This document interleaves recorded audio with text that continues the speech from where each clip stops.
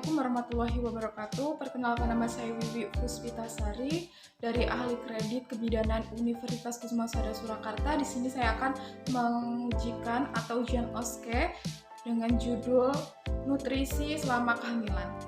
Mempersiapkan alat, ada alat tulis, jam, lembar balik, dan kotak sampah.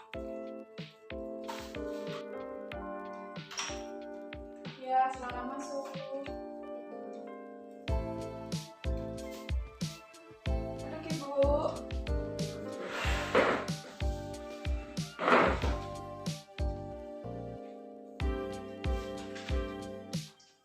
Apakah sudah nyaman, Ibu? Sudah, Bu. Ya. Baik, perkenalkan, nama saya Bidan Wiwi yang bertugas pada pagi hari ini. Ada yang bisa saya bantu, Ibu?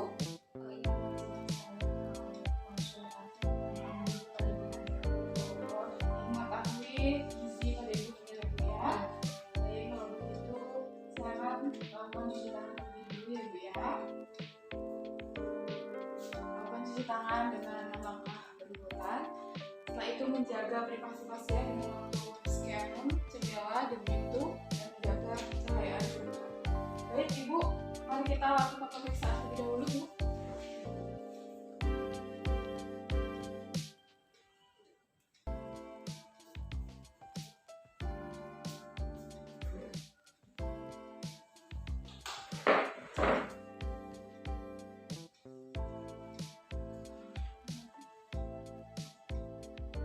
Baik, ini tadi hasil pemeriksaan, ya, Bu, ya. Usia kehamilan Ibu sudah memasuki 24 minggu. Setelah itu tekanan darah Ibu tadi 110/80 itu normal, ya, Bu, ya. Nadinya 80 kali per menit, suhu tubuhnya normal, dan untuk nilainya, untuk lila Ibu kurang, yaitu 23 saja, ya, Bu. Normal lila itu 23,5, Bu.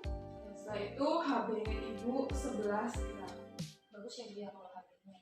Untuk HB-nya normal, ya, Bu, ya.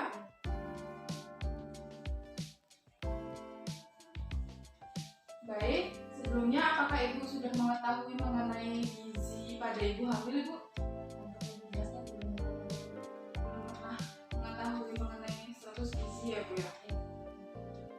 Baik, kalau begitu saya akan menjelaskan untuk nutrisi pada ibu hamil, ya, Bu, ya. Yaitu nutrisi itu penting untuk janin dan ibu sendiri, yaitu untuk pertumbuhan organ kandungan ibu, terus perubahan komposisi dan metabolisme pada tubuh ibu. Dan untuk gizi tersebut, yaitu ibu bisa mendapatkan dari karbohidrat, protein, lemak, vitamin, dan mineral. Dan ibu selama kehamilan harus memiliki energi yang cukup, ya, Bu, ya. Yaitu pada trimester 1 0-13 minggu biasanya membutuhkan kalori 180 kalori. Terus untuk trimester 2 14-28 minggu. Untuk trimester 3 29-40 minggu biasanya harus mendapatkan energi kalori sekitar 300 kalori per hari, terutama pada trimester 2 dan trimester 3, ya, Bu, ya. Dan untuk mendapatkan kalori tersebut, ibu bisa mendapatkan dari karbohidrat, protein, lemak, vitamin, dan mineral. Dan untuk karbohidrat sendiri ibu bisa mendapatkan dari gandum, beras, kentang, singkong, ubi jalar, jagung, dan sagu. Nah, itu untuk didapatkan agar energi ibu itu cukup. Selanjutnya itu sumber dari protein. Biasanya protein itu terdapat dari dua jenis, yaitu ada protein hewani dan protein nabati. Kalau dari protein hewani biasanya itu dapat didapatkan dari daging sapi, daging ayam, susu, ataupun telur. Kalau dari protein nabati itu biasanya didapatkan dari kacang-kacangan, tahu, ataupun tempe, ya, Bu, ya. Dan itu bisa untuk membantu plasenta atau pertumbuhan mamai ibu itu maksimal, ya, Bu, ya. Bagus sekali. Dan sumber lemak itu juga penting, ya, Bu. Lemak lemak biasanya bisa didapatkan dari kacang-kacangan, biji-bijian, dan serta ikan, ya, yang bermanfaat untuk pertumbuhan jaringan plasenta serta untuk perkembangan saraf janin. Itu manfaatnya ya Bu ya. Terus harus mengonsumsi mineral, biasanya itu dari kalsium, sulfat, dan asam folat ya Bu ya. Biasanya itu bermanfaat untuk pertumbuhan tulang ataupun gigi pada bayi tersebut ya. Makanya mineral juga harus terpenuhi karena kebutuhan mineral itu sebanyak 1000 sampai 1200 mineral ya. Vitamin, biasanya juga vitamin bisa didapatkan dalam asam folat atau B9, yaitu untuk mengurangi penurunan syaraf pada ibu. Terus bisa didapatkan dari buah jeruk, kol, atau yang lainnya. Dan untuk vitamin B yaitu bisa mengonsumsi buncis atau kacang-kacangan yang lainnya, yaitu untuk membantu pertumbuhan janin ibu ya Bu ya. Setelah itu untuk B2 bisa didapatkan dari sayur bayam atau kol. Untuk B2, B12 itu dari ayam dan susu ya. Dan untuk kebutuhan cairan ibu itu satu harinya minimal 2,5 sampai 3 liter per hari atau 8 gelas ya Bu ya. Karena untuk mencegah dehidrasi atau pencegahan penyakit yang lainnya ya. Dan untuk kekurangan, jika ibu mengalami kekurangan nutrisi pada saat kehamilan, biasanya itu berakibat pada janinnya bisa mengalami prematur Bu.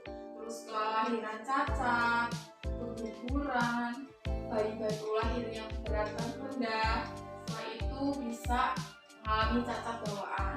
Dan untuk ibunya bisa mengakibatkan anemia, penurunan daya tahan tubuh, pendarahan selama kehamilan, atau pendarahan selama saat mengalami persalinan ya. Jadi itu bisa dicegah dengan ibu mengonsumsi tadi terpenuhi protein, lemak, mineral, vitamin, semuanya harus terpenuhi ya Bu ya. Yaitu saya akan menjelaskan mengenai cara mengelola dan menyajikan makanan yang benar ya Bu ya. Seperti ibu harus memilih sayuran yang segar, dan sayur yang sudah dipotong lama karena bisa mengurangi vitamin B dan vitamin C. Selalu menggunakan peralatan masak yang bersih dan masak sayur jangan direbus terlalu lama karena dapat mengurangi vitamin pada sayur tersebut. Terus jangan menggunakan peralatan yang dari bahan plastik dalam keadaan panas karena itu tidak sehat ya Bu ya. Terus hindari masak itu diangkatkan berkali-kali karena itu juga tidak sehat.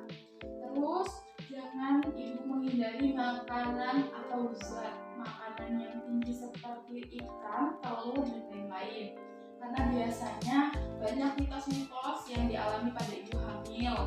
Biasanya itu tidak boleh makan ikan atau tidak boleh makan telur karena nanti berakibat atau ada mitos-mitos tertentu. Dan sebaiknya itu jangan Bu, dan jangan hindari omongan-omongan tersebut ya Bu ya. Sebaiknya ibu makan ikan, telur, dan lain-lain. Dan saya akan memberikan contoh menu seimbang untuk ibu hamil, yaitu 50% buah dan sayur dan 50% lagi sisanya terdiri dari karbohidrat dan protein ya Bu ya. Jadi separuh piringnya itu terdapat buah dan sayur, terus separuhnya lagi nasi dan lauk-lauk ya Bu ya. Biar lebih sehat lagi ya Bu. Apakah ibu sudah paham apa yang sudah saya jelaskan mengenai nutrisi pada ibu hamil? Baik, kalau boleh diulangi lagi Bu, apa yang sudah saya sampaikan ini sudah paham?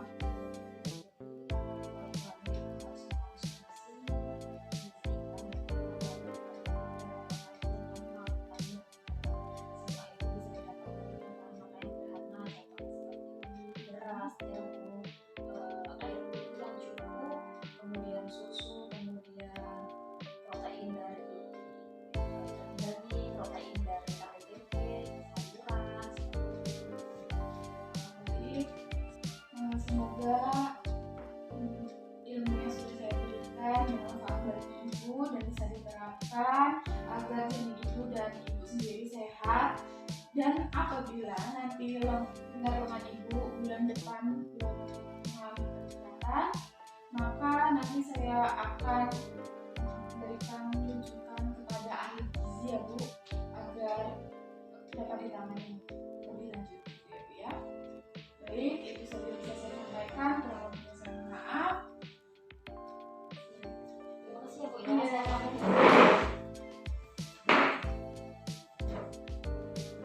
Baiklah, tadi yang bisa saya sampaikan, kurang lebihnya saya mohon maaf. Wassalamualaikum warahmatullahi wabarakatuh. Selanjutnya saya akan melakukan dokumentasi atau pencatatan.